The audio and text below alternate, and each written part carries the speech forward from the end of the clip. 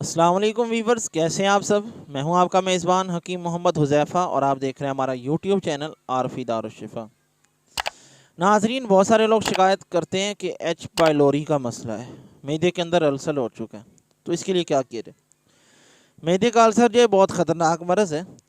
آپ کو پتہ کیسے چلے گا کہ مجھے معدے کا السر؟ جواب اس کا یہ ہے، اگر آپ کو معدے کے امراض میں مبتلا ہوئے 1 مہینہ ہو چکا ہے، آپ ادویات استعمال کر رہے ہیں پھر بھی ٹھیک نہیں ہو رہے، تو اس کا مطلب یہ ہے کہ آپ کو ایچ پیلوری ہو چکی ہے، آپ ایچ پیلوری کا علاج کروائیں۔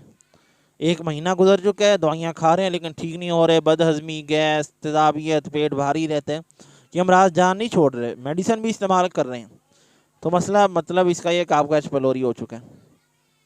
تو اس کے علاج کے لیے جو میں نے پہلے بھی اپنی ویڈیوز کے اندر بتایا، جوارش کمونی جو معجون بازار سے مل جاتی ہے، یہ معدے کے تمام امراض کے لیے بہت زبردست ہے۔